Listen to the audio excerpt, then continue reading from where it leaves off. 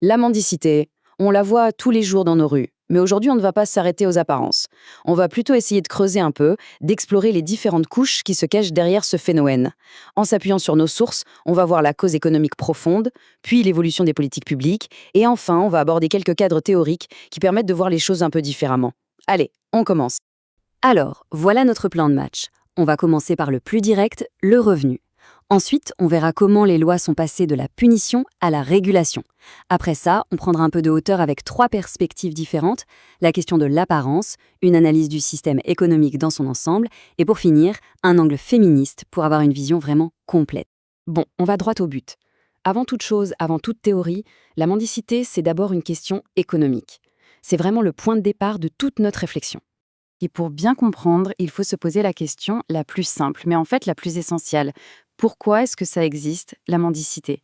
La réponse qu'on va donner va vraiment orienter toute notre analyse. Et la réponse, la plus directe, eh bien, elle est tout aussi fondamentale. La mendicité existe tout simplement parce que des personnes n'ont pas assez de ressources ou de revenus pour vivre. C'est aussi simple que ça. C'est la base de toute discussion sérieuse sur le sujet. Ce qui est intéressant ici, c'est de voir ça non pas comme un état passif, mais comme une action. La source parle de substitution de revenus. En gros, pour avoir de l'argent, normalement, on travaille. Mais quand c'est impossible, eh bien la mendicité devient une sorte d'activité alternative, une façon active de remplacer ce manque, de générer un revenu. La solution semble donc logique. Si on fournit un revenu suffisant, cette substitution n'a plus lieu d'être. Ok, maintenant qu'on a posé la racine économique du problème, voyons comment les sociétés ont réagi au fil du temps. On passe à notre deuxième niveau d'analyse, l'évolution des politiques. Pendant très longtemps, la réponse a été simple. On interdit et on punit. Mais le constat aujourd'hui, et c'est un constat mondial, c'est que ça ne marche pas. La pénalisation est un échec. Et pourquoi?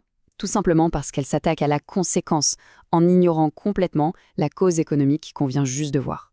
Du coup, on observe une transition assez nette. D'un côté, on avait le vieux modèle de pénalisation qui cherche juste à punir l'acte en lui-même, et de l'autre, on a un nouveau modèle qui commence à s'imposer, la dépénalisation. Mais attention, accompagnée d'une régulation. L'idée, ce n'est plus de punir, mais de gérer, d'encadrer la pratique en posant des limites claires. Et pour bien comprendre ce changement de mentalité, la source propose une analogie très parlante. Ce passage de la punition à la régulation pour la mendicité, c'est un peu le même cheminement que celui qu'on a pu observer pour la prostitution. Ça rend l'idée beaucoup plus concrète, je trouve. Parfait, on a parlé économie, on a parlé politique. Maintenant, ajoutons une dimension un peu plus abstraite, un outil théorique pour essayer d'affiner notre compréhension. Alors là, la source nous amène sur un terrain fascinant, la théorie de l'apparence. L'idée, en fait, c'est que la réaction de la société ne dépend pas tant du problème en lui-même, mais de la perception qu'on en a.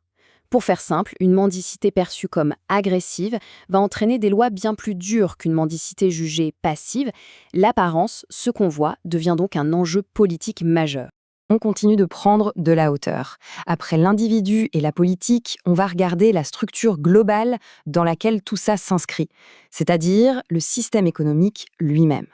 Ici, la perspective proposée est clairement plus radicale. L'équation est simple, presque provocatrice. Le problème économique qui cause la mendicité ne serait pas juste une anomalie, mais une conséquence directe du système capitaliste, un système qui produirait de manière structurelle de l'exclusion. Le point clé ici, c'est vraiment le changement de regard. Dans cette optique, la mendicité n'est plus du tout vue comme un échec personnel ou un choix individuel, mais plutôt comme une conséquence logique, presque mécanique, d'un système économique global. C'est un symptôme du système lui-même.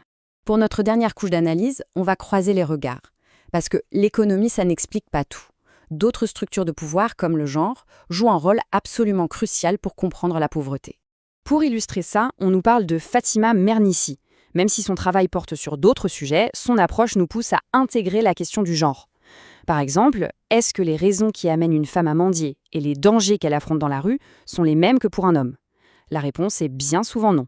Et c'est exactement ce que cette perspective nous invite à ne pas oublier. Et ça, c'est tout le principe de l'intersectionnalité. Pour vraiment comprendre un phénomène comme la mendicité, il ne suffit pas de regarder l'économie. Il faut voir comment le manque de revenus s'entrecroise avec le fait d'être une femme, une personne issue de l'immigration, une personne en situation de handicap, pour créer des situations de vulnérabilité qui sont uniques et complexes.